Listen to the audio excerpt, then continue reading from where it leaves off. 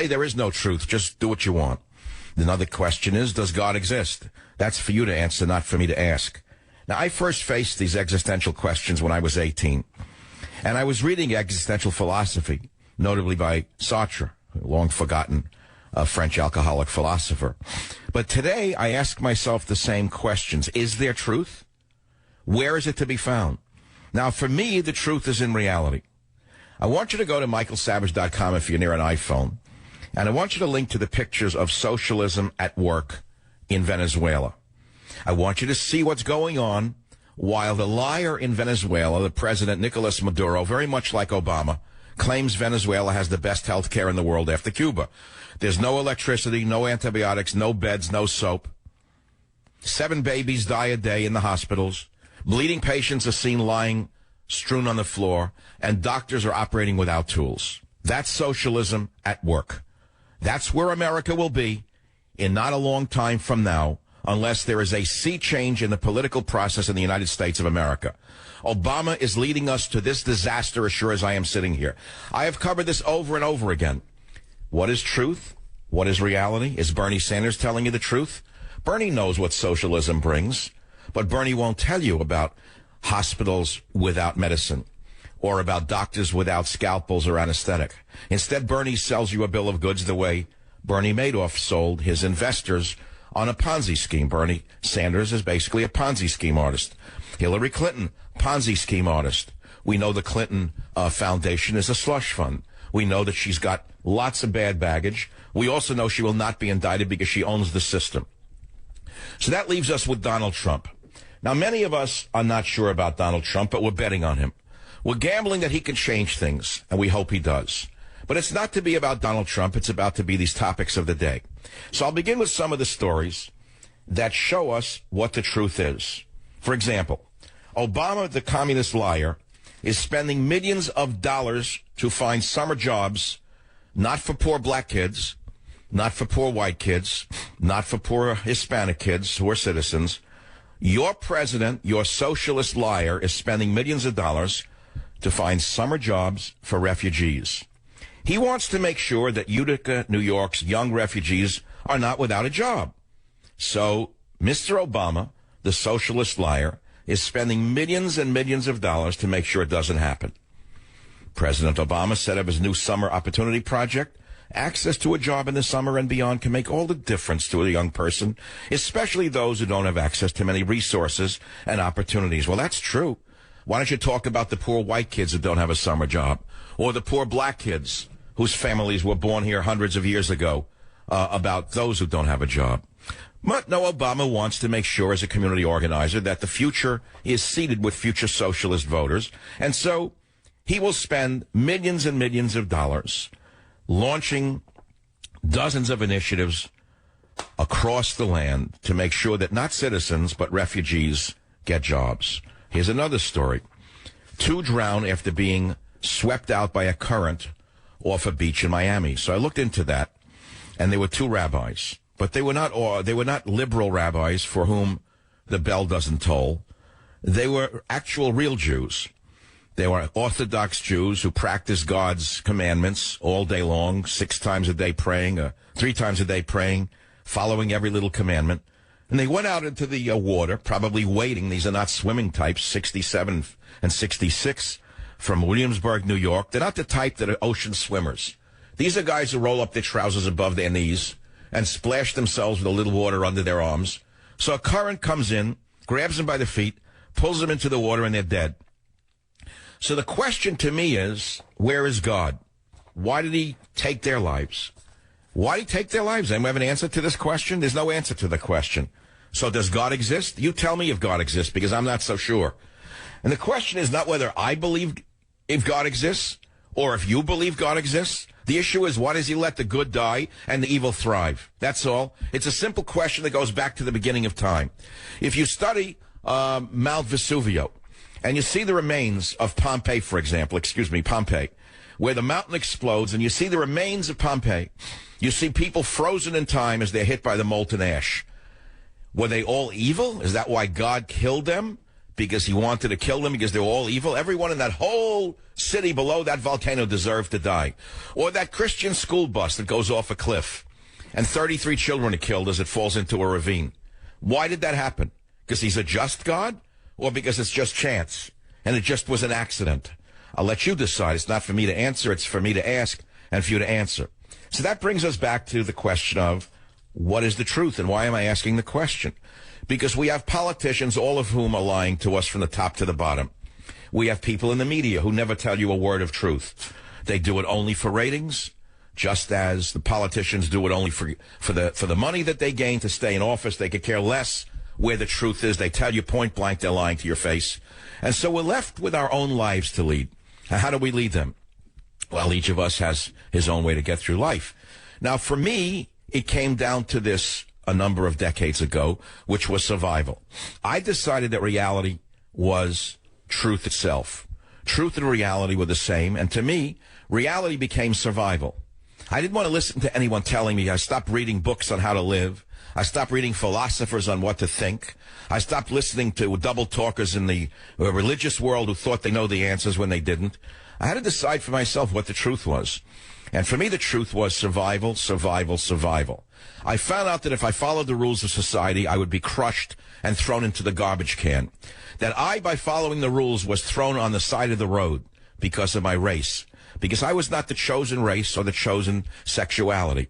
I was a straight, heterosexual, white male, and I was the enemy of our society. And guess what? I played by the rules, and they threw me on the roadside. So I decided, you know what? I'll do what I have to do to survive. And now we come down to America today. Tell me what your reality is. Tell me what you decided truth is. Tell me what you think the truth is in this political jungle in which we are living. Where is the truth for you? Well, there are other stories I'm going to talk about today, and I picked them up.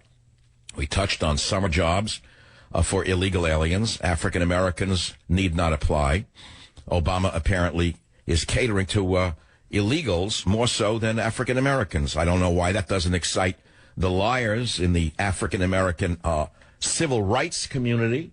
The answer is because they're not in the civil rights community. They're in the civil rights business. It is a business like all other businesses. But because it is a holier-than-thou business, people are afraid to say a word about it. And so there are some other stories that caught my attention today that may or may not be related to my opening show today on the Savage Nation. For example, psychedelics are being used by doctors to help people with depression. Read today that scientists are finding that psychedelic mushrooms may be good for more than a wild weekend. Magic mushrooms appear to have helped a small group of volunteers suffering from severe depression, according to a new study in Lancet Psychology. So I ask you this, because the streets of the Bay Area are strewn with the victims of psychedelics who walk the streets as though they are in an outpatient ward. Some people took these drugs in the 1960s or 70s, and they've never recovered. Whether they be mushrooms or LSD, they're still walking corpses. So I'm going to ask you now in the Savage Nation not to go back to Richard Nixon's time, but tell me right now in the Savage Nation, for my millions of listeners who are hanging on my every word, was your mind blown by LSD or mushrooms? Do you have any psychedelic horror stories? Have you ever recovered? Is there something that you can tell the younger listeners to this show about psychedelics that may save a life from the road that you traveled because you were lied to by liars like Timothy Leary and the other peddlers of drugs who call themselves doctors of the mind? Now, this all connects up with what is reality. And the reason it connects up with what is reality is quite simple.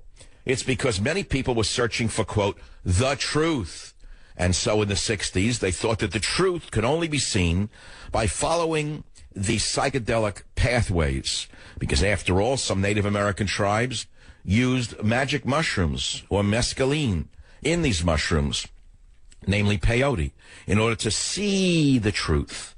And then we heard about tribes in South America who inhaled ayahuasca in order to see beyond this reality into the, quote, world of truth. And where did that lead us? Well, it led us to today, where we have men who say they're women walking into bathrooms and getting away with it, even though they're deviants. Oh, yeah. Not all of them are sexually confused. Not all of them identify as women. A good portion of them are simply perverts, using Obama's edict to get away with perversion. Oh, yeah. So what is reality? Is Obama really a legitimate leader of the United States of America? I'll let you decide what the reality is on that one.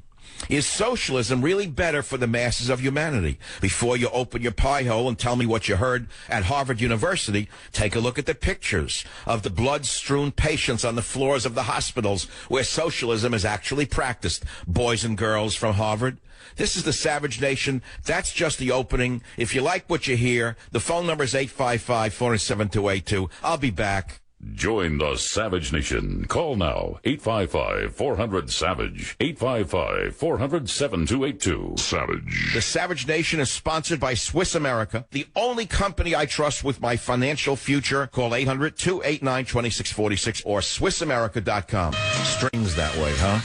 How do great performers tap into that thing to find those places to go with their mouth, with their hands, and get there and take us somewhere else? Well, what is God? Does God exist? What is the truth? Again, these are existential questions which I faced when I was 18. I'm facing them again because America is in total and absolute turmoil right now. People don't know which way to turn. They've lost their faith in God. They certainly lost their faith in the liars in the media. They know that they're all salesmen of one kind or another. They have no faith in any of the empty skirts or any of the suits. No faith in Congress. We don't know who to despise more, the media or Congress, but we despise them all. So we turn to other places for our truth. I remember when I was 18 years old and I had gone to Europe, the big trip to Europe. Whatever the reason was, I just took the big trip on the MV Waterman, spent some time over there. And then I came back to New York. I didn't know what I was going to do with my life, to be honest. I wasn't one of these kids who was, let's say, career-oriented. A lot of kids around me in Queens at the time came from families that drove them into careers very young, and they knew what they were going to do. They were going to be a doctor, a lawyer, or this or that. If they couldn't be a doctor or a lawyer, they became a chiropractor. If they couldn't become a chiropractor, they became a podiatrist. If they couldn't become a podiatrist, they became, whatever, you go down the line, an accountant or this or that. I'm not knocking any professions, but they were driven in careers, and many of them went right into careers early on in life. I was not that type. I was always a dreamer. My head was always somewhere else. I always was reading philosophy, was interested in ideas, and of course, as a dreamer, I was sort of, in my own way, on the sidelines of life because I didn't know where I wanted to go. And I don't think that I'm different in that regard. I was different. I don't think I was very different then than many young people are today who are searching, so to speak, to so-called find themselves. I never knew what find yourself means, but basically to find a way to make a living, in plain English. If you find a way to make a living, you'll find out who you are. It's really very clear. Find a way to make a buck, and you'll find out who you are pretty quick. If you can't make a dollar, you'll never know who you are. You're going to be drifting your whole life looking for yourself. So yes, yourself is connected to making a dollar. So to make a long story short, I come back from Europe in this great search, the existential reality that I was living in, not knowing where reality was. So I remember I was driving on a roadside up in the Catskill Mountains at the end of the summer when I'd come back, and I accidentally ran over and killed a rabbit. My mind, of course, was somewhere else. I was foggy.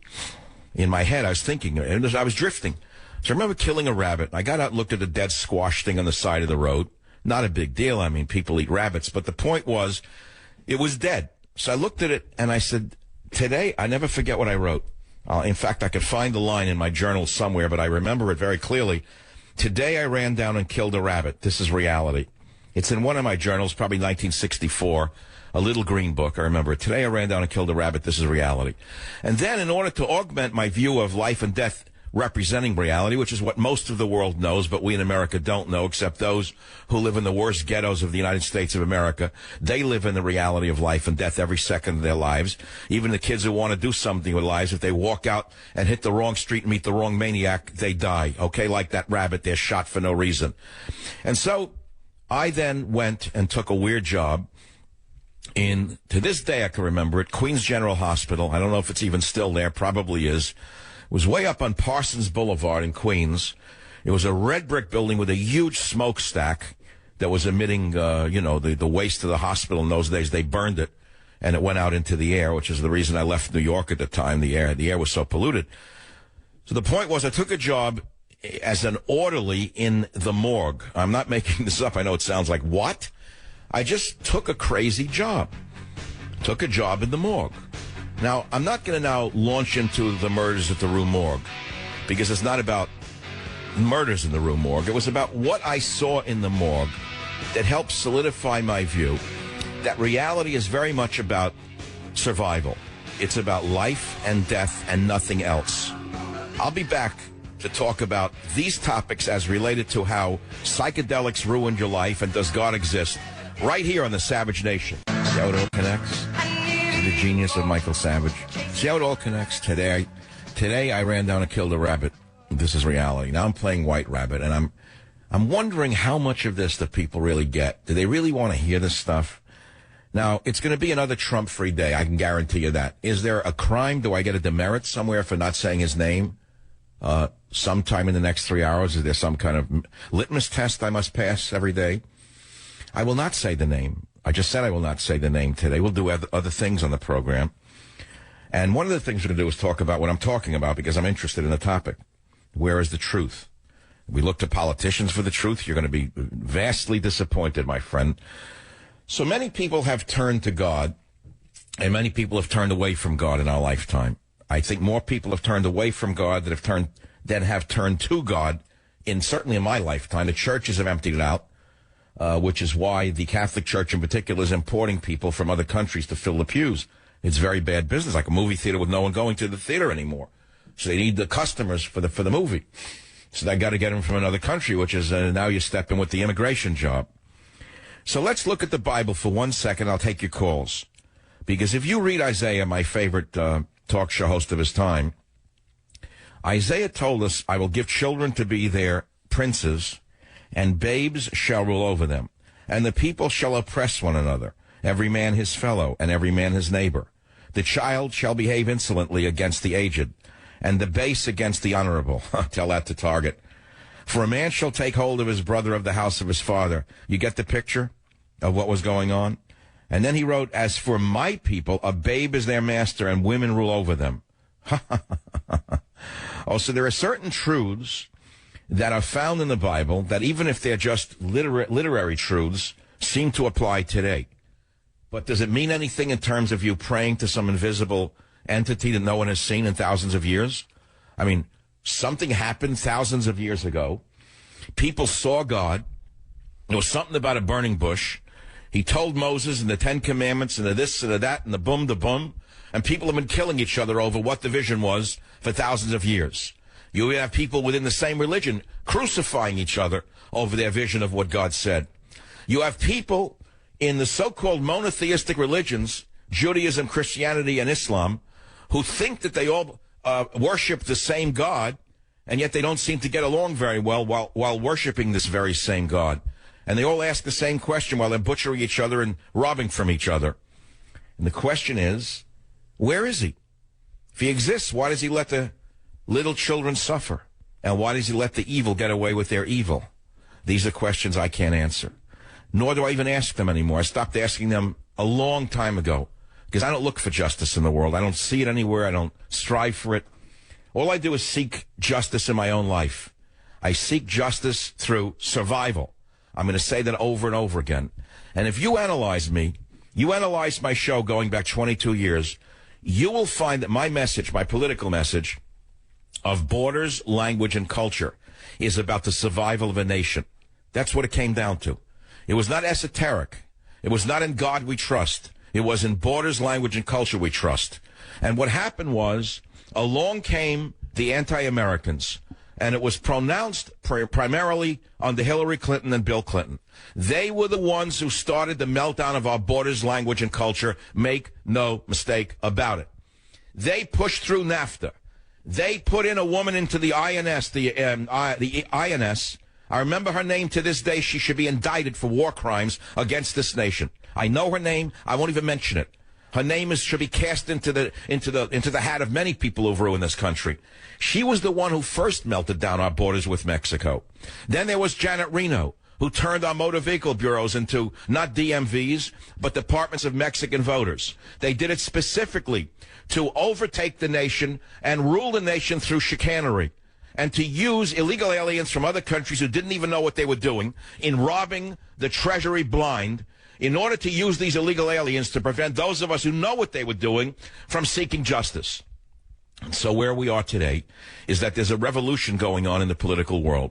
You have an unknown communist agitator named Bernie Sanders, one of the greatest fakers in the history of the world, promising things that he knows have failed and he can never deliver, attracting huge crowds of the drug-addicted youth and of the others, mainly government workers, socialists who want their pensions to continue, fools who think that an old man who talks like that is telling him the truth because he wears a rumpled suit. And then we have Hillary Clinton. Everyone sees right through her. Even Democrats who I speak to, which I do once in a while, say, whenever I say it, their lips turn. They say, ugh, not her. They hate her. She is the most despised politician in American history. People look right through her. She's in real trouble. Of course, she's losing in every state because people detest her and her husband. But the fact is they own the media and they own the delegates. So she will no doubt be the nominee versus Donald Trump. So we get to Donald Trump, who I backed from the get-go, from day one, on the assumption he was the only one who could stop Hillary Clinton. And I still believe that. But again, don't call me on this Trump-Clinton thing. I'm not going to talk about it. I want to stick to the more interesting questions for today's program, which are the ones I raised earlier today. And they're all related to the white rabbit. Where is the truth? So let's pull a rabbit out of the hat by taking some calls.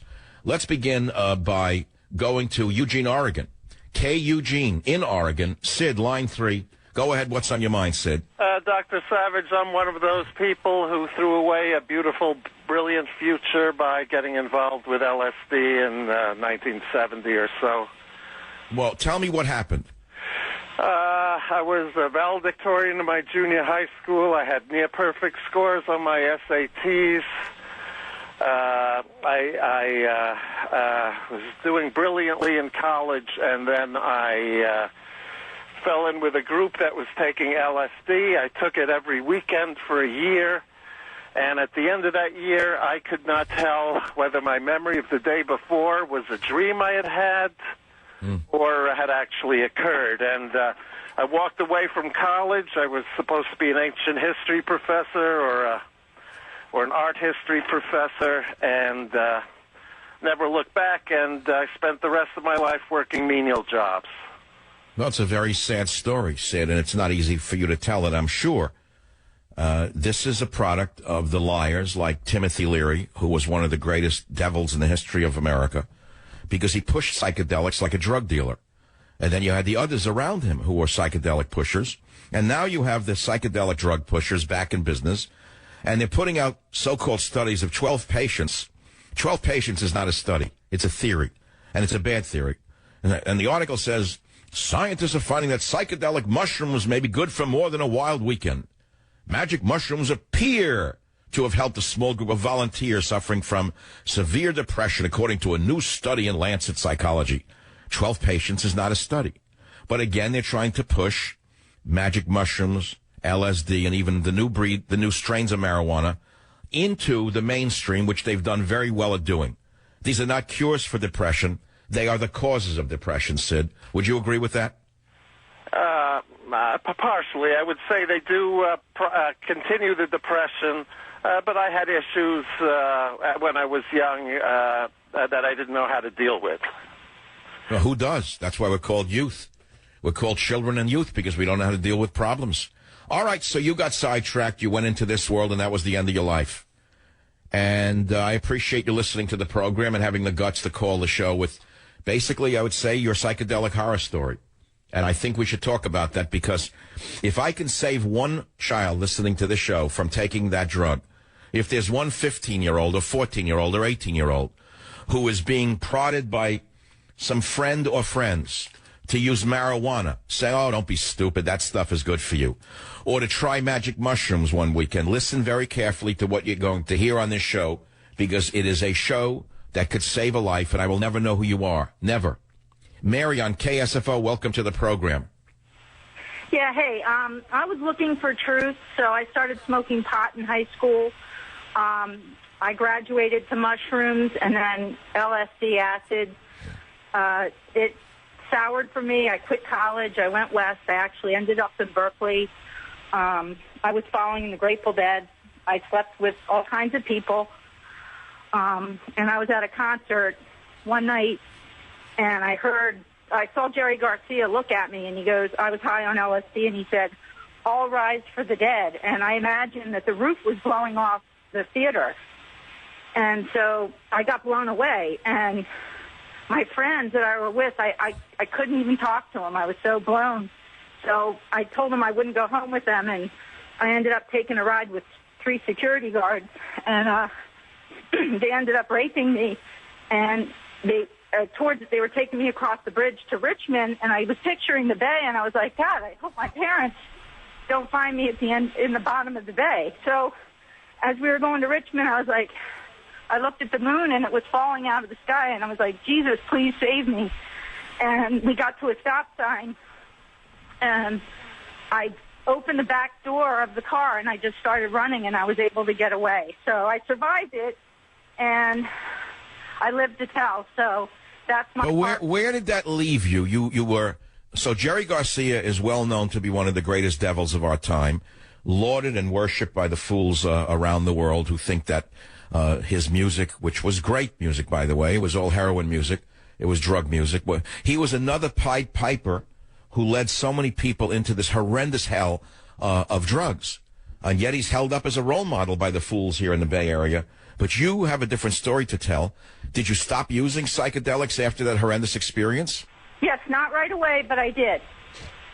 So what were you? You were like a hippie girl, that kind? I mean, you patchouli oil, the whole deal? Yep, hitchhiking, trying to live off the land, so to speak, meeting people. Oh, did you do the commune experience at any time? I was in a fraternity house, but it was communal in Berkeley. Yeah, that must have been very nice sharing a bathroom with those people. Yeah. Because they thought that dirt was godly. They thought filth was godly in those days. We were barefooted and picking up germs, I'm sure. Oh God. Okay, so let's speed the clock forward. It's now 2016. You're listening to a radio show. You're calling in. What are you doing today? I'm working. I'm professional. I go to church. I, try to eat right.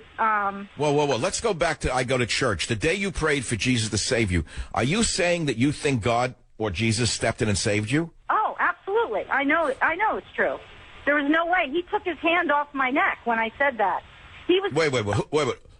Who had his hand on your neck? One of the security guards? Yeah, there were 2 in the back, and one was driving, and they were taking turns raping me. So I was going to get strangled. I knew it. So I had to call out to Jesus. And because you said what? Jesus saved me, or what did you say in that van? Jesus saved me. Why would that take an animal? Why would the animal remove his hand from your neck because you said Jesus? Did the animal believe in God? Pardon? Did the animal who was choking you believe in God? No, he couldn't do anything. He had to remove his hand. It was the power of God. You actually believe that to this day? I do believe. Well, I'm not going to argue with what you see as reality. How did I begin this show? I began the show by asking, what is the truth? Does God exist? What is reality? I, Michael Savage, said that I found out along the way that reality is survival. You're basically confirming it in another way, aren't you? I am. So for you, your survival was reaching out to God through Jesus. Absolutely. Amazing. Well, I tell you, I don't know who you are, but that's a very brave call, and it's, I think, very unique to talk radio, especially in these days of the most boring shows in the history of the world. If we keep talking about politics, there's going to be nothing left. Because one day, the election will be held and it'll be over. And then what are we going to talk about? Well, today I'm talking about what I did talk about before we got into this hyper-political state, and what I'm going to be talking about with God's will after we get through with this hyper-political state, which is the reality of the world that we live in, and what's really interesting about it, which is, does God exist? What is the truth? Etc. So I want to thank you. I'm going to send you a copy of Teddy and Me, which is a book I think you're going to love. I'll be back in a minute on the Savage Nation. Join the Savage Nation. Call now, 855-400-SAVAGE, 855-400-7282. Savage. The Savage Nation is sponsored by SwissAmerica.com, the only company I trust to protect my wealth and financial future. Call 1-800-289-2646. Lauded and worshipped by the morons who run Marin County, California. I don't cocaine in the main vein. You build a statue to him next, and you name a bridge to him. You named a tunnel for a guy who hung himself in a bathroom. You name a tunnel that everyone has to look at for a guy who hung himself with a strap 2 rooms away from his wife, hung himself in a garage. You name a tunnel from. So every time a kid drives through with the mother. Who was that? Oh, he was a famous comedian who hung himself with a strap on a little stool that he kicked out. Name a bridge now for Jerry Garcia. Really complete the act here in the Bay Area. Don't name it for a war hero. Don't name it for a young man who gave his life for the country. Name it for these entertainers. It's like a local high school here years ago. I forget the name of the high school. Redwood High School. Millions of dollars were raised, not to build a technology laboratory, but to build a theater. To build a theater in this age, a theater for the children to study to be thespians. You hear this? To get on the leotards and do a Shakespeare or Shakespeare in the Dark, to grope each other. They build a theater here. They spend the millions of dollars that they raise from the foolish parents, not for a technology center, not for a science center, but for a theater. So all the young children in Marin County can become thespians and then go out and not have a job and stay at home with mommy as she does her Pilates with her instructor in a hidden location while daddy is away working on making a living. It's the Savage Nation. Be here. Join the Savage Nation. Call now, 855-400-SAVAGE, 855-400-7282. Savage. Warning, the Savage Nation contains adult language, adult content, psychological nudity. Listener discretion is advised.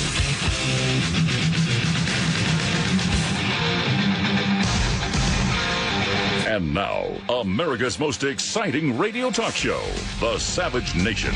Talk radio for the thinking person, home of borders, language, culture. And here he is, Michael Savage. They can name the bridges for the drug peddlers, those who hang themselves in toilets. That's all. Great role models. And now, ladies and gentlemen, one of the greatest saviors of humanity, Eric Clapton. Give him the key to the city. That's what he deserves. So here we are. What is the truth? Does God exist? Talking about it for an hour. Great show. Led to psychedelic horror stories. And now I see an article that a cardinal, a top cardinal, he happens to be African, not African-American, African. It's a different kind of culture. And Cardinal Robert Sarah, a native of the West African nation of Guinea, gives a speech and says God is being eroded and eclipsed, liquidated in the United States. He warns against a demonic threat to American society and encourages prayer. So, okay, no one can argue with that. Sounds cool. Then you read it a little carefully. God is being eroded, eclipsed, liquidated. What does he mean by that? Well, he points out exactly what he means. Cardinal Sarah points out specific events, quote, in the name of tolerance that have contributed to this erosion, including, quote, and I'm quoting him now, take it up with him, the legalization of same-sex marriage, the obligation to accept contraception within healthcare programs, and even bathroom bills that allow men to use the women's restrooms and locker rooms, unquote. Cardinal says, should not a biological man use the men's restroom, he said, in his prepared remarks? How simple can that concept be, he asks. The African cardinal goes on. He warned that subversions of the church's teaching, including a, quote, demonic gender ideology, could lead to the family unit becoming a place where human beings can be humanly and spiritually wounded. So, my friends, it takes an African cardinal to stand up to what is going on in America. How come he doesn't give this speech to Barack Obama, who passed the bathroom bill? How come he doesn't give it to Barack Obama, who pushed same-sex marriage down our throats? How come he doesn't give it to Barack Obama, who forced religious people to accept contraception? You see what I'm saying here? He's giving us a message that we all know is true, but he's not giving it to the right people or to the right persons. So we get back to the show and the questions of the day. And there's a related show topic that I'm going to introduce right now. Yesterday I had a very good show on immigrants and epidemics, and I talked about 26% of all foreign-born cases of TB in Minnesota were from foreigners from Somalia, and we talked about measles in Memphis. We talked about the diseases that immigrants are bringing into America, diseases that were once primarily eradicated, that have now been brought back by individuals from the third world, bringing their low health levels to the United States of America. Now that ties into something I'd like to introduce now, the dark side of trendy food trucks. Say, wow, how can he do a thing like that? How does he make this jump from God to trendy food trucks? Well, it's because I'm Michael Savage. I can do it. God gave me a kaleidoscopic mind and the ability to make these connections where people didn't even see them before. It's called seeing reality where it exists, as opposed to reading about reality in the newspapers. So trendy food trucks, primarily owned and operated by immigrants, which is why they're so popular. Near where I live, on the weekend, there's 50 of them. Peruvian cuisine, Chilean cuisine. I wouldn't buy a peanut from a food truck. My whole life I knew that they were roach coaches. All of a sudden they became trendy. I have no idea why. Moreover, I don't understand how the guys who own these shopping centers are allowed to do it, because they're shafting the restaurant owners who are paying the rent on the stores. The brick and mortar stores are paying rent through the nose to the greedy the greedy owners of these shopping plazas. And meanwhile, they're selling out the parking lot to the food trucks. All right, say, well, give everyone a chance. Well, that's not the issue. It's the safety record. It came out in today's L.A. Times that 27% of food trucks earned lower than A grades over the last 2 years in L.A.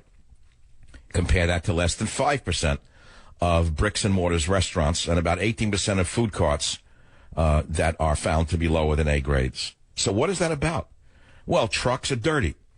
They're not sanitary. Workers are working in little spaces. Leads to cross-contamination. They're servers and they're preparers. So right there's health issues right there. Then there's issues of storage temperature. Then there's the issue of rodent infestation in these trucks. Why anybody would eat off a food truck is beyond me. I have no idea why they would do it. They think that they're being, I guess, cool, and it's anti-establishment, and the food tastes better. It's a product of the college kids thinking that they're not being like mom and dad. I don't know if the food is any cheaper, by the way. In fact, I think in some cases the food is more expensive. But it's a little tie-in some ways, to the earlier topic of immigrants and epidemics. So do you have any food truck horror stories to throw in with the psychedelic horror stories here on the Savage Nation? Let's have a round robin on the program today. We're talking about 3 or 4 topics. What is the truth? Does God exist? Psychedelic horror stories. And now, the truck horror stories, the food truck horror stories on the Savage Nation. Of course, you are not interested in the liar-in-chief spending $20-30 million a year on summer jobs for illegal aliens, not for African Americans who are poor and have no jobs. Not one person called on that, because you can't even talk about it. Whatever God decides to do in the White House, they shall support. Now let's go to the callers on the Savage Nation. On the radio, quick, fire away. Yes, sir. I'm a 40-year-old financial executive. I'm a managing director, and I've actually had quite a few psychedelic experiences. And I'd like to at least gently push back and say that they've been some of the most positive experiences in my life. I'm not sure how many... Apparently you have no imagination. You're a very unimaginative individual who needs to go somewhere with a drug to get some imagination happening in your brain. I have long found that psychedelics may be useful for people who have no imaginations.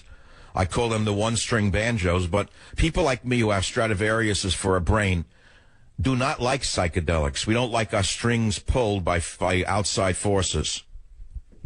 I guess I understand, but the one, and I don't want to disrespect it, but I guess I would say my experience has been with psychedelics that generally they tend to strip away the ego. And for folks, that can be either a very positive or a very uncomfortable experience. And when I first started using psychedelics, it was a very uncomfortable experience. I had, I was a narcissist. I was, sending off negative energy. I was kind of just a negative guy. And now, wait, what are you now? What are you now? Now that your ego has been stripped away, what are you now? What's left? Oh no, I've been married for 15 years. I have 4 children. As I mentioned, I have a very successful career. Wait, so do you use do your children know that you use drugs?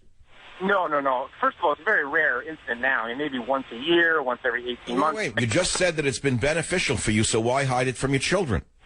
Well, first of all, they're really young. It's not the kind of thing... But why not introduce them to the truth? If it's been so beneficial for you, it's like learning that vitamin C helps you. You certainly would teach your children about the benefits of vitamin C or vitamin A. Why not teach them the benefits of psychedelic drugs? I was much older when I first started experimenting, and I think that extra maturity helped me quite a bit. I didn't start using drugs at 14 or 15. I was much older.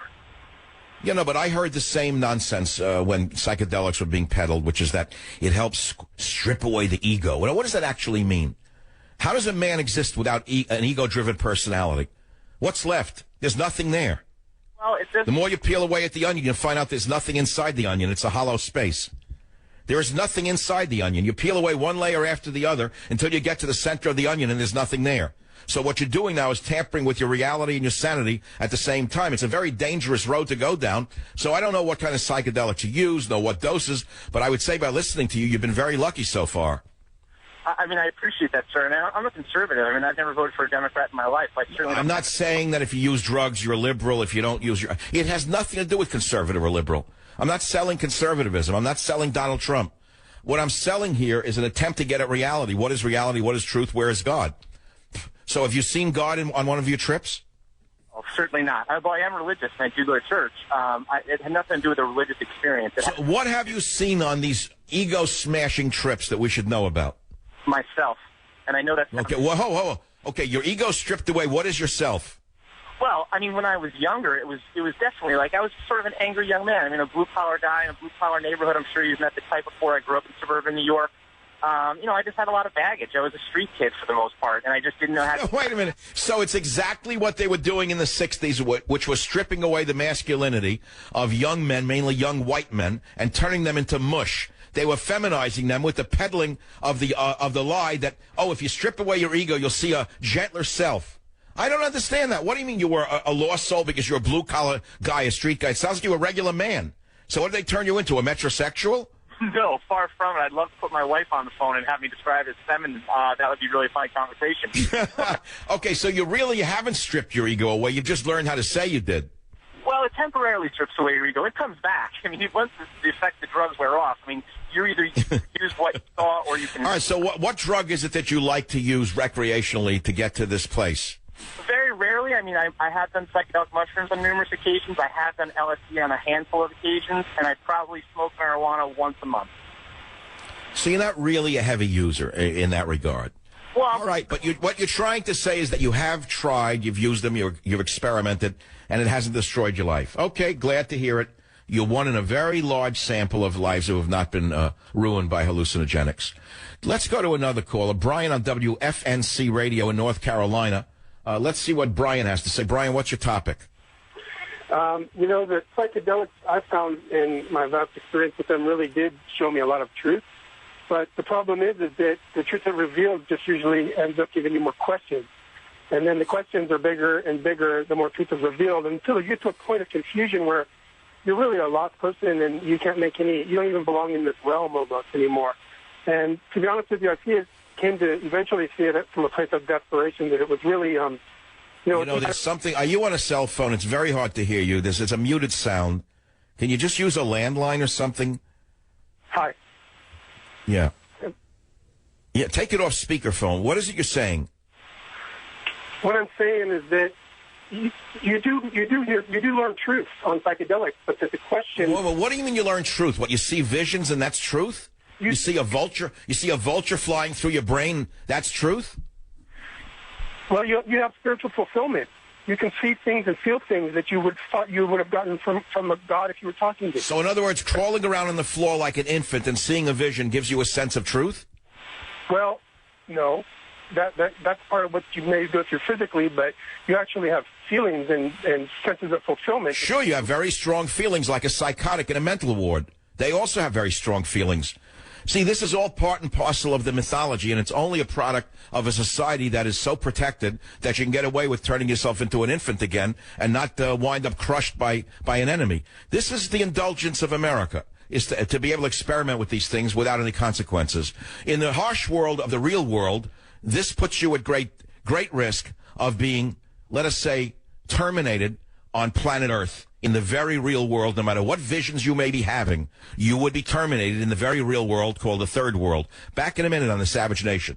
Join the Savage Nation. Call now, 855-400-SAVAGE, 855-400-7282. Savage. Hey, our Savage Nation is sponsored by SwissAmerica.com. The only company I trust for wealth insurance, gold and silver. Bell-bottom pants, patchouli oil, STDs. Welcome back to the Savage Nation. Okay, so what is reality? Now, you got liars on the left saying that we need to take in more immigrants, that we're a mean nation of white people. But the reality is something else. We have the most immigrants in the entire world. Tell that to the lying Pope. Tell that to the lying liar in the White House. 1 in 5 global migrants live in the United States of America. 1 in 5 global migrants live in the United States, the most in the world. Did you hear that one? And yet we're told, oh, we're too white, we're too mean. Now, what are they all flocking here for? Because we're so white and so mean? It's because we're a nation of morons. A nation of beaten-up morons, sheeple. Sheeple beaten up by re-educators for the last 30 years into thinking that we have to give up our sovereignty, give up our nationality, give up our pride, give up our manhood so we can let the third world trample on us. How's that one for reality? I just gave it to you. Nearly 1 in 5 global migrants live in the U.S. If the country stinks so badly, then what are the Mexicans flocking here for? Because we're so evil? The gringo is so bad? What are they coming here for? What are they coming here for? Because we're so evil? Ask yourself that, all you drug addicts out there. 46.6 million people as of 2015 living in the United States were not even born here. 1 in 5 international migrants, that's 20%, live in the United States. The U.S. immigrant population is nearly 4 times that of the world's next largest immigrant destination, Germany. And the U.S.-Mexico border, gringos, is also the world's largest migration corridor. Did you know that? 12 million Mexico-born immigrants, most of them illegal, live in the United States. 12 million Mexicans born in Mexico live here. So what do they hate about gringo land so much? What are they coming here for if it's such a racist land? Because you've been lied to. You've been beaten up. You've been lied to by the radical left, who need cheap labor, and they need voters to buy their lies. So I'm asking you, what is reality? Listen, I'm in the politics business, and I'm not doing politics today. I'm doing what is reality today, and where is God today? I'm asking about psychedelic horror stories, because many of you don't live in reality. You don't know reality. I do. The reason I am so successful, and the reason I have written one best-selling book after another, is not because I am a magician. It is because I know reality. I sell realpolitik. I sell you reality every day. My reality sells because, well, let's put it to you this way. The truth has a certain ring to it, as Ernest Hemingway taught me when I was 18 years old. I'll be back in a minute. I'm Michael Savage. In essence, I'm a drug. My voice is a drug to millions of people. That's the absolute reality. You don't know me. You don't know who I am. But there's something captivating, hypnotic, something about my show and my voice that keeps you listening. And so you say, well, I don't understand it. I mean, the guy, you start listening to him, I hate his politics, some of you, and then in time you start to say, you know, I agree with him. You say, well, what am I listening for? Well, maybe you want someone else's reality because you don't know what reality is. Your mind is turned into mush from the schooling and the newspapers. 1 in 5 global migrants live in the U.S. Really? What are they coming here for if we're so evil? If white people are so mean, what are they coming here for? What are they flooding in from around the world? If Christianity is so evil, what are the Muslims flowing in here for? I don't see too many Christians wanting to move into Muslim countries. Why do we see so many Muslims dying to come into a Christian country? Anyone have an answer for that? All you wise leftist, socialist, progressives out there? And by the way, while you're thinking about it, isn't it odd how diversity applies only to primarily white nations? Diversity seems to be a euphemism for less white. I don't see the push for diversity in China, for example. Have you? You seen a scream for diversity in any Asian nation? I don't see that. Oh, but over here, yes, that's the new euphemism. And you see the meltdown of the United States of America. It's a death warrant for the United States. And now you want me to make it very political? I will make it very political for you. The man who said he would build a wall to stop the flood of third worlders coming in here, primarily from Mexico, was Donald Trump. Whether he still says it, I don't know. I don't know. Maybe if he ever comes back on the show, I'll ask him that. I don't know who his new strategic advisors are or what they're advising him to say now that he's obviously the putative nominee. But I do know this. I know that he's going to need you once the election comes around. He's going to need every vote he can get against Hillary. And he's not going to get there by continuing to weave to the middle. Oh, no. You can't get there by going down the middle. But the schmuck advisors advise him, as sure as I'm sitting here, I don't know these guys. As sure as I'm sitting here, whoever is advising Donald Trump is taking him to the center. Start the ball rolling on the right. Bring them into the theater. Now, once you have them listening, move to the center. Triangulate the vast majority of undecided. That's the theory of the morons who destroyed Romney. That's the mentality of the idiots who run the Republican Party. Because make no mistake about it, their handprints are all over what's happening. Going on the Megyn Kelly show and talking about nothing, a fluff show. Are you kidding me? From the wall to her? In one sweep, it happened like this, from the wall. All of a sudden, no Muslims coming in, and the wall. All of a sudden, he's making nice to Megyn Kelly. Well, I'll still support him over Hillary Clinton. But do you think that means that I believe he's going to build a wall? Do you think it means I actually believe he's going to stop the Muslim invasion of the United States of America? I don't know. We'll have to wait and see what his strategic advisors advise him to say next. And that's why I say, instead of talking about politics per se, I'd rather talk about reality per se, because reality is reality, and there's very real reality. Ask a surgeon what reality is. Ask a combat Air Force pilot what reality is. Ask a Green Beret what reality is. Ask an Army Ranger what reality is. Ask anyone in combat what reality is. See if they can afford the luxury of taking psychedelics on the front lines of combat against the most vicious enemy this nation has seen since the Hitler Youth became the SS and the soldiers of the Wehrmacht. Ask yourself if reality permits you to experiment on the front lines. WMAC in Georgia. Michael, go ahead. You're on the Savage Nation. I'm a 68-year-old retired doctor. In 1968, I was a Green Beret medic in the Army at Fort Bragg, and 4 of us took acids. We had a wonderful time. Then 2 weeks later, we took acid again, and we got to go on a magical mystery tour to hell. It was so bad that I had to give everybody a double dose of Thorazine. That's the drug you give the maniacs, so that when we would stand up, we would pass out. It was so bad that I'm still friends with these guys. We could not even talk about it for 10 years. It took us 10 years to even to address the subject of what we did that night. And needless to say, we never touched it again. Well, I'm glad you called, because I'm trying to warn people who think that they're benign and that they're actually beneficial. They blow the circuits of the mind by opening the doors of hell. They don't open up the doors of perception. They open up the doors of hell. And if people want to go to hell, they can do it without me. And a society that permits this to happen is a society that won't be here too much longer. I agree. Thank you, sir. Thank you. There you go. That's one man's truth. Now let's go to KSFO in San Francisco, my hometown. Michael, line 4. Tell us your experience. Hi. I'm a psychotherapist working in the Bay Area, and my experience is, and I've been doing this work for over 30 years, and my experience working with folks, especially other clinicians who've been advocating for psychedelics and so forth, is I think it's a bunch of BS.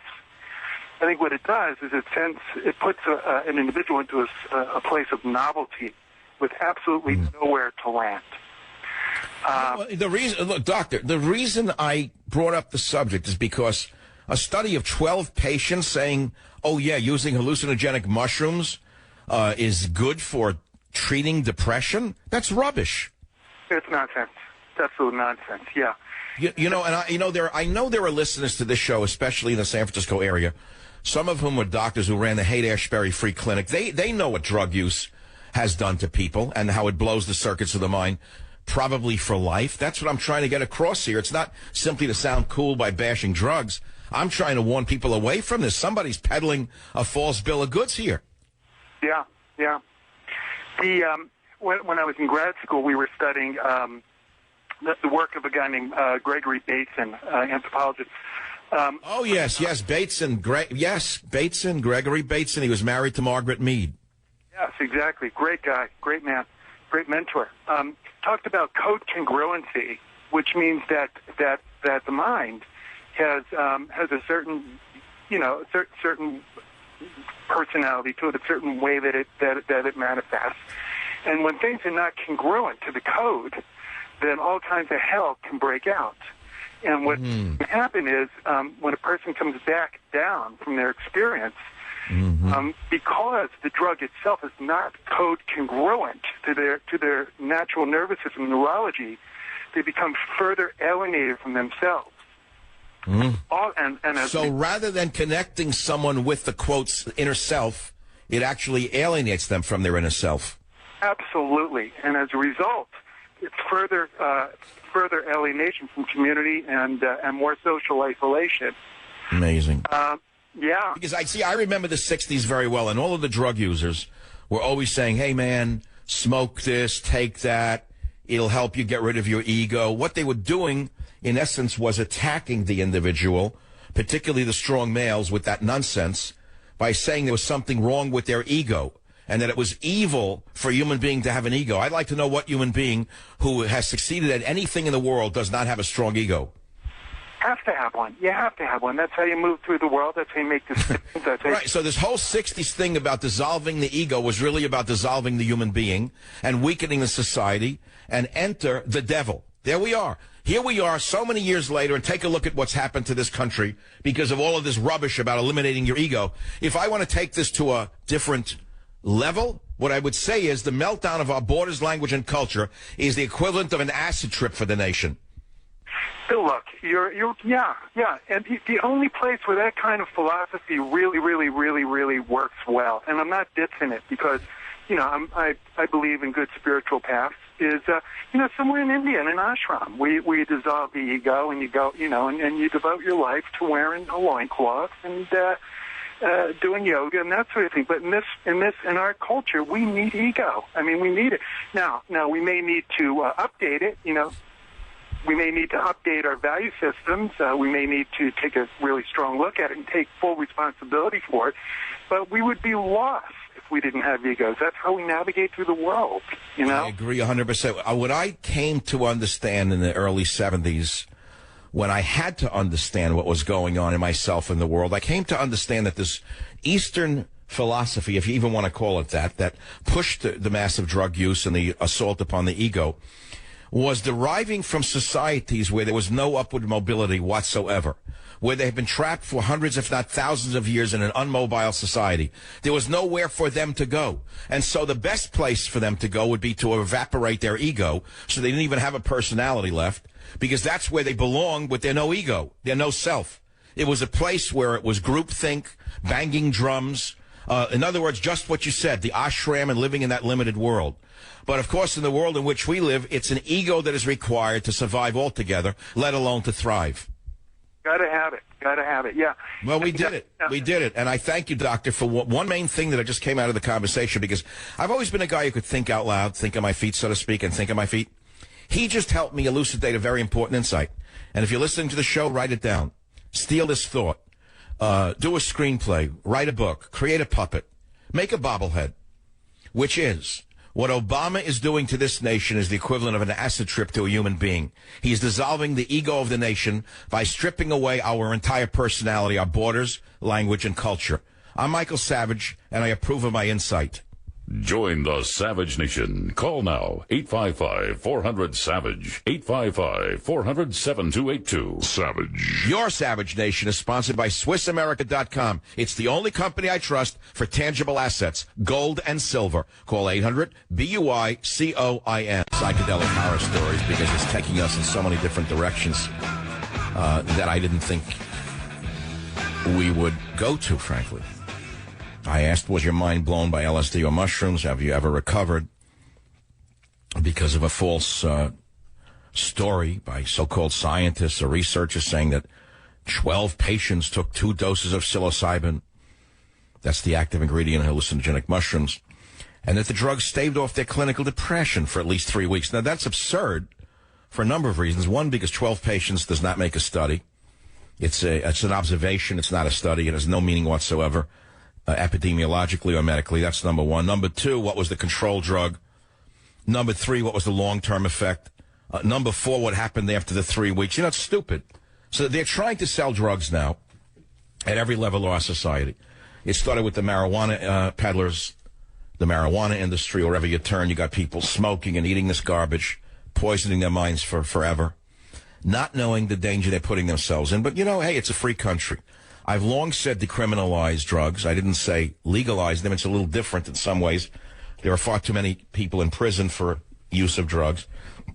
But I don't want to get into the criminalization issue. I want to talk about the psychological damage that these drugs are doing to the individual and to the society as a whole. It's what permits demagogues such as Barack Obama to get away with what he gets away with. He's literally pulling an acid. He's like a drug peddler. He's selling acid to the population, telling us that without our ego, our national ego, that is without our national identity, which is our ego, our national identity, we'll be a better person if only we would strip away our borders, language, and culture. And many of the idiots out there, yeah, that's cool. Yeah, we're just citizens of the world. We don't need a nation. Meanwhile, the jackals of the world are coming in here, eating us alive, taking away our breakfast, so to speak. And the people don't even know their breakfasts are being stolen. Some, in fact, give away their breakfast willingly. They like giving it away. They enjoy being, shall I say, well, I can't use the word because it's a family show, but it's what happened to many German girls New Year's Eve in Germany as Angela Merkel invaded her own nation with vicious individuals from the Middle East and from Africa. Rob, on WABC, you've got a few minutes. Fire away. What's on your mind? Michael, I'm so glad you're taking my call. Rob from New Jersey. I've got a knot in my stomach while I'm making this call because of today's topic, and I'm going to keep politics out of it. My son was once a perfectly normal, he's 24 years old now, and he said to me that he always felt insecure and this and that. He started taking MDMA, which is ecstasy, and you hear a lot about ecstasy in the last 15 years. My son is now in a state psychiatric hospital in Connecticut, and because of abuse from ecstasy, he has got a thing called depersonalization or derealization. This drug triggered depersonalization or derealization in his mind, and this poor child has never been the same. It's been 6 years. The psychiatric community knows nothing about, very little about depersonalization, but MDMA, for all these kids out there that think that taking ecstasy is going to be the way to break down their barriers, and you were talking about ego before, guess what? You're absolutely right. It backfired. It played havoc with my son's brain. Yeah, and this is why I've long said decriminalize the use of drugs and execute drug dealers. You know, it works in Malaysia. You know, you go to Malaysia, there are huge billboards near the airport coming out of Kuala Lumpur, which say if you sell drugs in Malaysia, you will face the death penalty. It tends to diminish the drug trade. And that's why we need a law and order candidate in the United States of America. And I only pray to God that Donald Trump is that law and order candidate so we can clean up the trash and get rid of the trash before we are awash in nothing but trash. I'm sorry for your loss. There's nothing else I can say. I hope maybe you've saved one life. For he who saves a single life, it is as though he has saved the entire world. This is Michael Savage. I'll be back. Be here. Join the Savage Nation. Call now, 855-400-SAVAGE, 855-400-7282. Savage.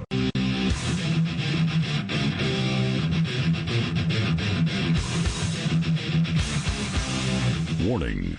The Savage Nation contains adult language, adult content, psychological nudity. Listener discretion is advised.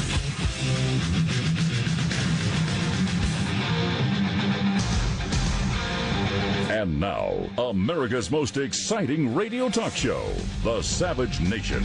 Talk radio for the thinking person, home of borders, language, culture.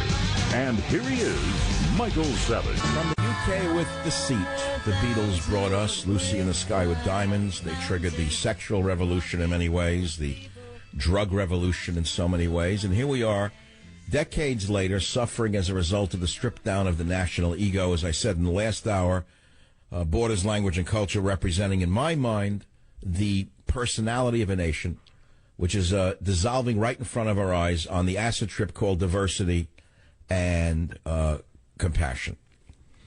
This is the program. I was born to do shows like this. I know when I hit my stride, I can feel it, and I know you feel it, because I've been doing this long enough to tell you I know when I hit my stride and when it's right. Today is one of those days where every dart that I've thrown has hit the center of the bullseye, so to speak. I can feel it in the callers. I can feel it in the airwaves themselves.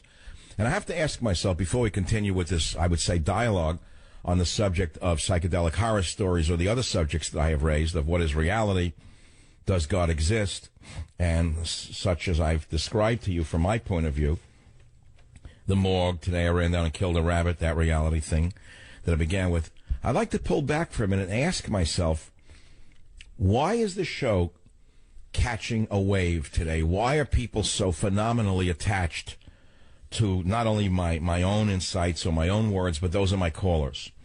If you listen to the last hour, and I don't want to paraphrase what people said, you heard one story after another about the devastation that was wrought upon them or their friends or their family by psychedelics or by drugs like MMMD, which is ecstasy. And yet we hear nothing about this in the media. The entire media is given over to peddling how beautiful drugs are, how beautiful diversity is. It's national psychological and physical suicide being sold by the boys in the band. Yes, my friends, the empty suits and the empty skirts that we've come to love so much, peddling the big lie over and over again. You ask yourself how they get away with it.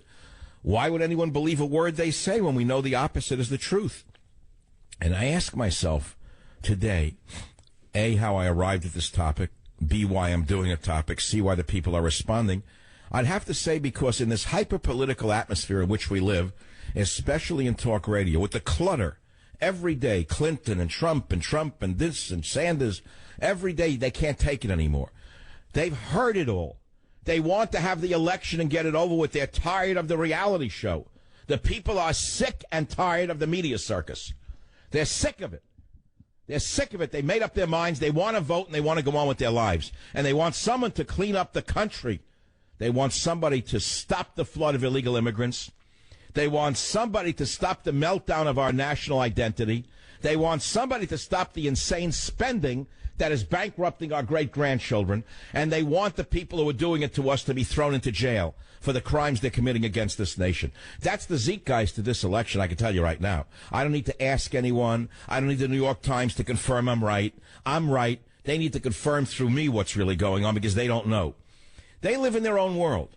They're very bright people, very insightful people in their own worlds, but they live in the bubble of their worlds.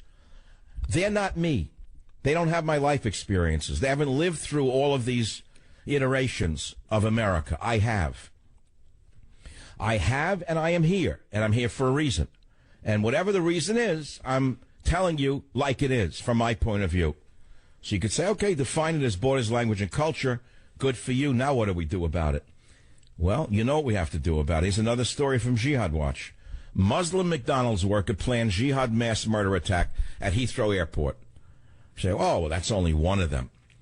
The court documents that Pham, he's a Muslim convert, a Vietnamese Muslim convert, was told to maximize the carnage by coating the bomb with metal bolts and cause as many casualties as possible to show how much he loved Allah and Muhammad. Now, what kind of religion on earth puts this kind of homicide into the heads of adherents?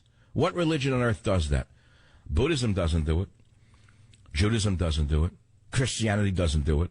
Hinduism doesn't do it. I don't see it in any other religion. Where in the world do you find this in any other religion? And so if you see the reality of what is happening to too many of those who follow this particular religion, you as an American say, I'm sorry. I don't want any more of them in this country. And I want to live. And I want my children to live. And when you do say those things, the evil ones, the evildoers in the establishment say, no, no, no. That's not reality. The reality is that Islam is a religion of peace. The reality is that you are a racist. The reality is anything but what you see reality is. But you still know what reality is. What in the world do you think is going to happen unless we stop this wave coming into this country when they are taught such hatred for the nation that they are brought into? And I'll leave it at that because I'm trying to teach you what reality is. I'm just simply trying to teach you the reality of the times that we're living in. Despite what the idiots in the Democrat, Socialist, Islamist establishment will tell you, and they're useful idiots in the media, I know reality. Now, either they know reality and they're lying to you, or they don't know reality. And I'm tending to think that they don't even know reality. I'm tending to think they live in their own worlds and they actually believe the things that they tell you, that they buy it, lock, stock, and barrel, and they sell it, and they actually believe what they're saying. The lifetime Democrats like Jerry Brown, for example, they would actually believe that man is causing global warming. They don't know what the evidence is, because the evidence is quite controversial, incidentally. There are many things that prove that man has not affected global warming, and I've made many references to the science, not to the scientists, because scientists are humans, and as humans, their opinions can be bought and sold. But the evidence itself cannot be bought and sold. And I've referred to the Vostok ice core samples in my book, Government Zero. You can refer to it if you want. But the fact of the matter is, the evidence that man is destroying the earth in that manner is quite controversial. It's not proven science. And so you have the true believers like the Jerry Browns and the others who keep repeating the mantra that man is causing this and man is causing that and man is evil. And even though the drought is long over in California where we had almost Noah-like floods, Jerry Brown found a new way to impose water restrictions during the drought, for example, being the good demagogue he is. He imposed water restrictions, which made sense during the drought of last summer.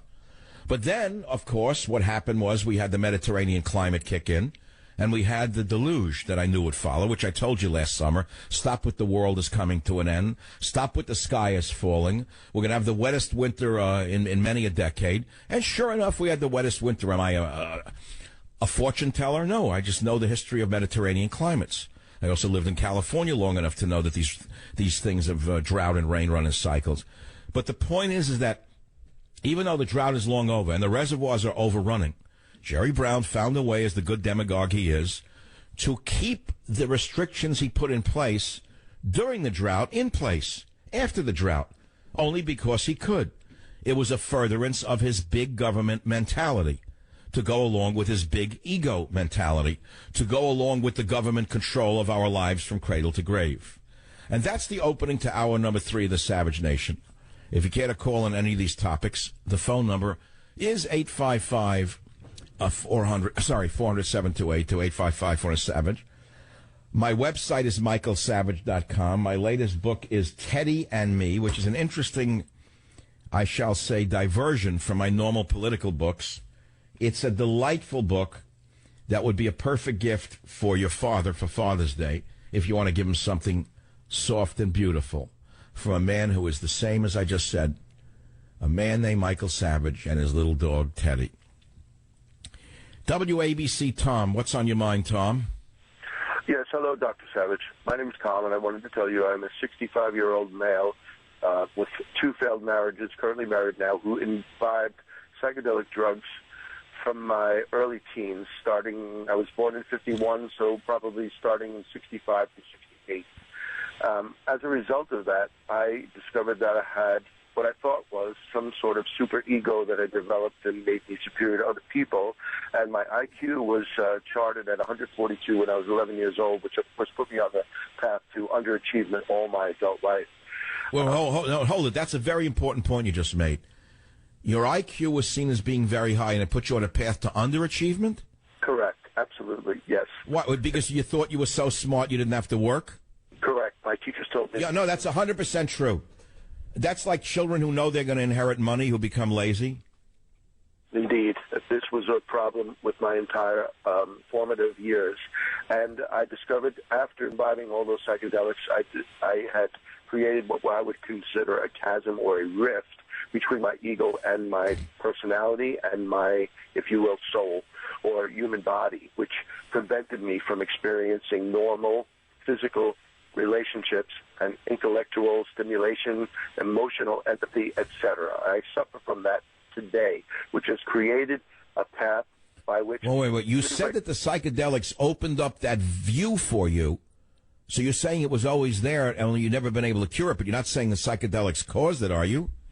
I'm saying that there's the potentiality for all human beings to suffer this experience, and it could be through religion, it could be through drugs, it could be through any high-risk behavior or repetitive action that creates the situation where you separate physically or mechanically separate the ego from the rest of the human situation. All right, let's for a minute take a slight digression. What is the ego? We've heard the words ego, superego. We've all read early Freud. What is the ego in your mind? What does that mean? I have done extensive investigation into Freud and Jung, as well as Eastern religions, and I have found that the ego is the controlling entity, if you will, a construction that's made by a human being to help him navigate through what we consider to be reality. Yeah, well, hold on. This is so important. Don't go away. Listen to this. Let's take an infant. The mother has a baby. The baby is helpless in the world. It couldn't live a day without the mother. Isn't that correct? So the mother is the superego for the baby. The mother and father become, in essence, the protectors of that crawling mass of protoplasm. And as the baby grows up, and I see people around with the little babies, and I look at the faces of the mothers as they push the baby by, and I often try to think about what is the mother thinking as she pushes her baby down the street in that stroller. She looks at the little girl or the little boy.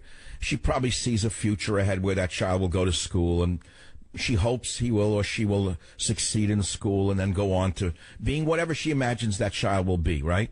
But that all requires the development of an ego, doesn't it? It does. Yeah. So when you strip away the ego as the Eastern philosophy that has been bastardized into the psychedelic philosophy, translated into American minds, because the Eastern philosophy is really not about crushing the ego at all. If you actually study Eastern philosophy, it's just as ego-driven as any Western philosophy. That's if you actually read Eastern poetry, Eastern literature.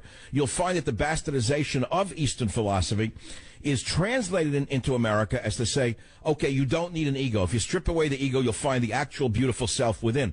So now, please re-enter the conversation telling us what happened when you crushed or disappeared that ego. Well, to qualify that, I believe what I did was I separated the ego. I did not destroy it. I created a chasm between the ego and the rest of my persona. All right, so in other words, you disintegrated.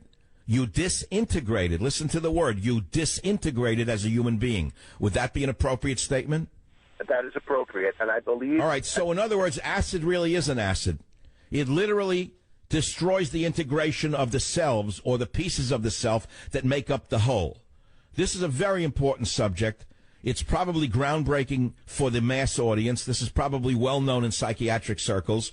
I would think that it's well known by any psychiatrist who's listening to the show, but it is not well established amongst the general population. It's a very important conversation at that.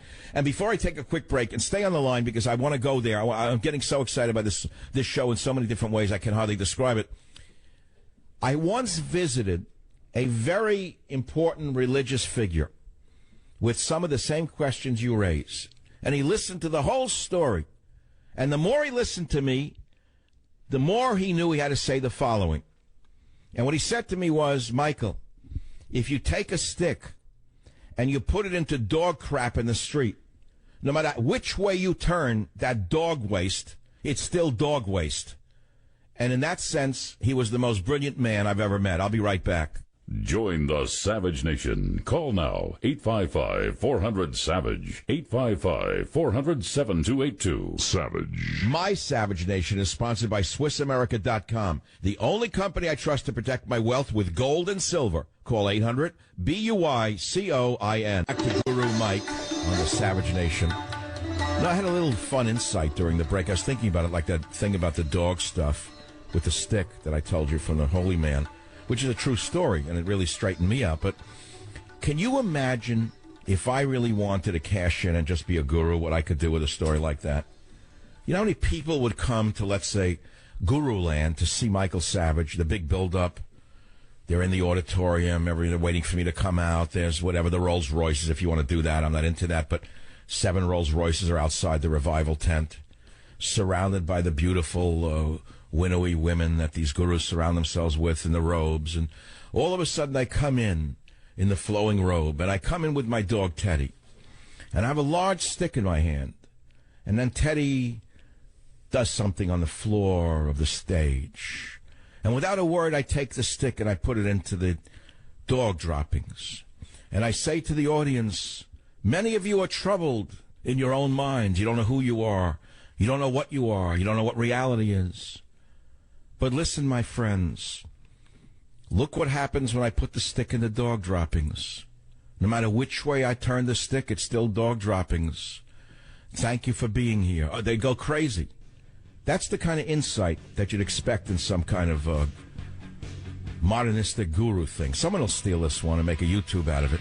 Good for you. Have fun with it. Steal this idea. But what I'm saying to you is, don't you know what reality is yet at your stage of life?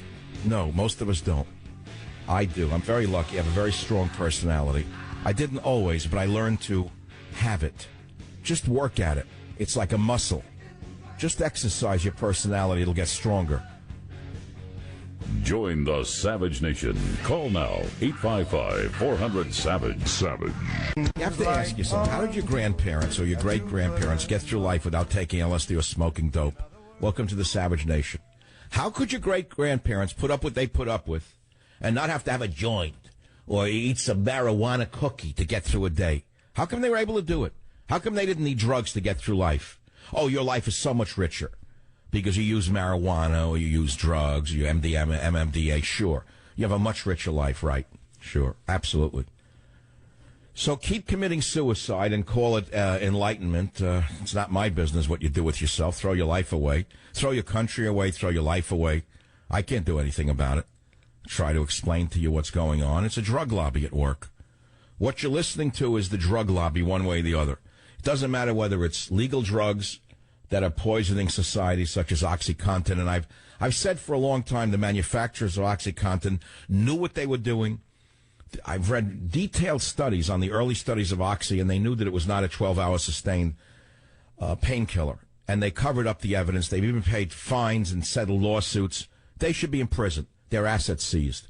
So don't think I'm in favor of legal drugs. If you're taking that from, you're wrong. Drug peddlers are drug peddlers. I don't care whether they live in a Fortune 500 boardroom or in the gutter. So here we are, your drug lobby at work. Drug lobby in the streets and drug lobby in the media and drug lobby in the boardrooms. It's still a drug lobby. And here we are today, and we listen to guys, there's an ice cream guys, Ben and Jerry. Now, as you know, I don't eat ice cream because I think it's one of the worst foods man has ever invented for his health. I've written against it for years, even from the time I was writing just straight-out health books. I wouldn't touch the stuff. It's a poison on many levels.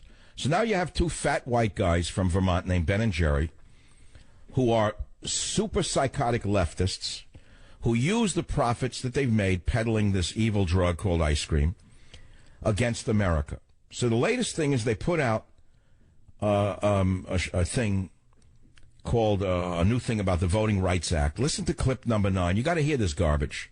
I think having this flavor empowerment allows us to connect with Ben and Jerry's fans.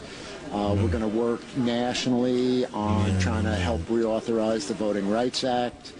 There's just a lot of work to be done. So it's kind of easy to show up for one day. Here's an ice cream peddler who's destroyed the health, in my opinion, of millions of people, who's taking his ill-gained profits, in my opinion, to peddle socialism, again, in order to overturn everything decent about America. So now listen to the lie next from his partner, the other fat, rich white guy in clip 10. The Voting Rights Act was passed originally because some states were doing everything they could to keep black people and Latinos from voting. Well, now that the Supreme Court has struck down provisions of that act, these states, mostly in the South, are starting to reinstitute these laws that prevent black people, poor people, young people from voting. Now, so the ice cream peddler is lying through his teeth. The Voting Rights Act, my friends, does not prevent anybody from voting. It prevents illegal aliens from voting. It prevents people from voting multiple times. It prevents people from voting in New York and Florida. That's what the law was. So now listen to the next big lie from the fat, rich white man in number 11. Right now we have a government that represents rich white people. That's not what it's supposed to be about. If you want a democracy that represents everybody, we've got to overturn these laws. Well, I have nothing else to add. Here's a fat, rich white people man who says that we have a government that represents rich white people, and that's not what it's supposed to do. So what is he trying to do here? Why do these crazy people use their wealth to destroy the country that permitted them to gain their wealth? Answer, because they're mentally incompetent. You find the same mentality all over Hollywood. You find the same mentality in all the corridors of, you just name it. I can't fill in the blanks. You know where they exist. But they repeat the same lie over and over again until they start to think it's the truth. Here is a country that's given them everything they have. And they themselves are rich white people, and yet they espouse hatred for rich white people. What are they trying to do? All they got to do is look at the reality of what socialism has wrought. And I linked it up on michaelsavage.com. I mentioned it 2 hours ago, but you really shouldn't miss this. I linked it up from England. I forget the paper. It's out of the Daily Mail. And you see what hospitals look like in Venezuela as a result of socialism. The president is a stone-hearted socialist along the lines of something that Ben and Jerry would like to have in America, along the lines of what every actor and actress whose minds have been blown by drugs and illicit sex for so many years think is good for them. The president of this rotten nation, Nicolas Maduro, claims Venezuela has the best health care in the world after Cuba. But death rates are soaring, hospitals are filthy, supplies run low, electricity is shut off. The nation is collapsing because of socialism. The hospitals, you have to take a look at these pictures. You'll not believe what you're going to see. This is what happens as a result of the consequences of idiots like Ben and Jerry's peddling anti-capitalism after making their fortune through capitalism. This is what happens when you get a stoner like that actor Sean Penn, who I don't think has said a cogent statement in the last 40 years of his life, if he ever said one at all. Not one statement that follows the other makes sense. And he espouses socialism, socialism, socialism. It's all a front. It's a lie. One big lie after another in order to peddle their products to the masses. But what they don't understand is that we too are the masses. The people that they are aiming their guns at are the masses that gave them their fame. And it's time we fought back by not buying their garbage, their poison, or attending their films. You know, it's a two-way street. And so I'll pause at that note because we're talking about what is reality. And I don't know whether this insanity of a love affair with a disaster called socialism by these rich capitalists is a result of a lifetime of abuse of drugs or something else. It could be related to drugs. It could be that these idiots have taken so many drugs that they don't know what reality is. And the best evidence that that may be the case is that they wind up in rehab over and over again. What is rehab? It's a place where people go after they have taken drugs and can't take taking drugs anymore. And then they go in there in order to get cleaned up and to come out and try to face, quote, reality again. But once they face the reality of their own lies, they start using drugs again because they realize they were lying to themselves and then lying to the world. And that they abused their power as an actor or as an ice cream peddler to lie to the world. So they wind up taking drugs again, and then they wind up in rehab again. So you're going to listen to these idiots? Well, do so at your own risk. That's all. So this brings us back to the beginning of the show today. The theme was, what is the truth? Does God exist? And how I faced these very existential questions when I was 18 and reading existential philosophy, notably Sartre. But today I'm asking myself the same questions all over again. Is there truth? Where is it to be found? And so we've been talking about it now for over 2.5 hours. It's, I think, a very exhilarating journey I've been on. I can feel it. I know when shows connect or click with the audience. I know when it's coming from me in an almost pure form. And that's something that I've done today. And I'm ranking each day, by the way, when my shows are over and the microphone is turned off, just a little side note, I think about how was the show? How did I do? And so was it a B? Was it a B plus? Was it an A? Was it a D? Was it an F? Today it's one of the best ones in all the years. Why it's occurring, I don't even know. Where it's coming from, I don't even know. I think it's all God-given, to be honest with you, and it's what I'm tuned into. You want to get into that? Sometimes I get tuned out of the power. Let me put it to you that way. I'll call it the power. Because when you say God, people turn off. They don't believe you. What does God mean? God is a euphemism probably for power or energy. What do we go to church for? What do people go into a church or synagogue for? What are all those people on their knees trying to achieve? What are they hoping for? They want to feel the energy They want to feel the power from wherever it is to come down into them and give them the strength to go on another second. They just had a diagnosis that their child is sick with cancer, or they themselves are dying, or their mother is dying, or their father is dying, or whatever it is. They've just lost their business. So they turn to religion. They don't know what else to do. So they go and they get on their knees. They throw themselves before God, and they say, help me, God, help me, God, help me. Please help me, God. Please. What do they want God to do? God's not going to put money on their doorstep. God's not going to bring back the dead. God's not going to heal that sick child just because they asked him to. So what are they looking for? They're looking for the strength to take another step in life. That is, they're trying to tap into what every religion and every culture I've ever studied says they can tap into. Whether it be sitting in a Fijian village and drinking Yangona late into the night, which I did all through the late 60s and early 70s. What were they doing in drinking kava kava, Piper methysticum? What were the Brazilians doing in smoking ayahuasca?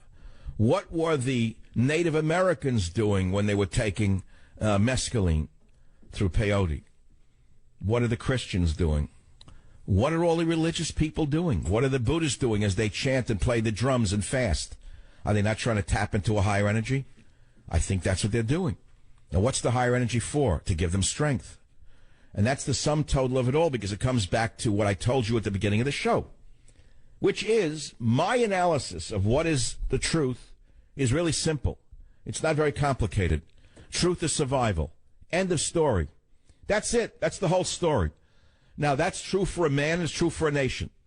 And when you have a diabolical individual like Barack Hussein Obama, who is literally dismembering the nation in every way he can as fast as he can, and anyone who is rational sees this man doing it, and he is savoring the destruction of this great nation, and nobody stops the maniac. It's like an airplane that's heading to the earth with a crazy pilot at the controls looking back and mocking the passengers as he takes them to their doom. And nobody has the guts to stand up and take the controls away from him and say, this man is out of his gourd. He's crazy. No one says it. Instead, we go on like, oh, everything will be fine. Oh, we're going to have an election and then it'll be over. No, it won't be over. If he gets away with what he wants to do between now and December, which is flooding us with millions of Syrians and Africans and God knows what else from the earth, how in the world can this society survive? And why is he doing it? Well, there are many reasons he's doing it. We've talked about it over and over again. What is reality? What is this sick man's reality? Because he is a sick puppy. This man has such a hatred for this nation that only a certain number of people in this country can see right through him. Maybe 30 million of us see what he's doing. And they see him doing it and getting away with it. Why? Goes back to the Beatles. I get by with a little help from my friends.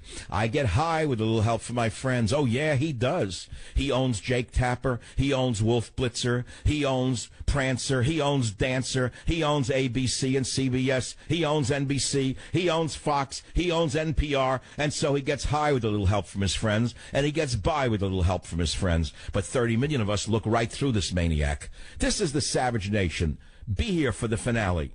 Join the Savage Nation. Call now, 855-400-SAVAGE, 855-400-7282. Savage. My Savage Nation is sponsored by SwissAmerica.com. It's the only company I trust to protect my wealth. Call 800-BUY-COIN. Well, what are you going to do when I go off the air tonight? How are you going to face reality when my voice, unfortunately, has to leave the airwaves until tomorrow? How are you going to survive without the wisdom of Michael Savage? Guru Mike must take a break at the end of this show to restore his soul for tomorrow's endeavor.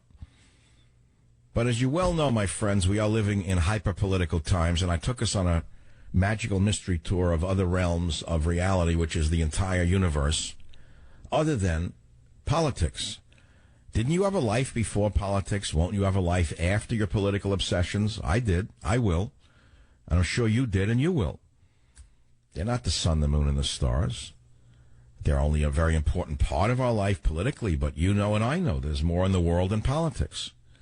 But speaking about politics per se, the fact is that America First has been my motto ever since Lindbergh, ever since Borders, Language, and Culture. And, you know, sorry to tell you, but I picked the winner called Donald Trump. Many people's careers have been destroyed because they picked Cruz. and they dug their own grave over and over and over again, even though they had seen what they were doing. They wouldn't listen to anybody. They got more vicious by the day. They spun their tires. They're stuck in the mud. Their car fell through the ice, and now they're trying to crawl out on the ice floe that they put themselves on. And I say to you, listen very carefully to what you've heard and what you hear, because the political world that we live in will soon come roaring back like the crazed animal that it is. And that will happen sooner rather than later, because I'm convinced as I sit here that the jester in the White House has some major tricks in store for us. If you think he's going to be content with simply ruining the economy, flooding America with the refuse of the third world, many of whom will never, ever assimilate, never, ever work in this country, you're mistaken. These are only two legs of a multi-legged stool upon which the maniac sits. The other legs, my friends, will soon be seen. And I'll leave that enigma hanging in the air because I can't even define it myself, but I know he has tricks up his sleeve before he leaves. The phone number here is irrelevant because the show is just about over. I invite you to visit michaelsavage.com and take a look at the pictures in Venezuela of the hospitals under the psychotic jester who is running Venezuela. Here is a man whose country has collapsed. People are fighting over food. They're dying in hospitals without drugs, without medicine, without doctors, without tools. The hospitals are filthy, rat-infested. And this liar says that he has the best health care in the world. And my friends, this is exactly where Obama would bring us if he is not stopped, either by term limits or by an opposition party and an opposition press. This is exactly what Bernie Sanders would bring to America if, God forbid, that maniac should ever by some chance, by some fluke, become president. Our only hope remains the first hope. Whether we will get him and whether he will do what he says he will do is another story for another day and another time right here on the Savage Nation. I invite you to go to a bookstore and take a look at the reality of Teddy and me. This is the Savage Nation saying good night.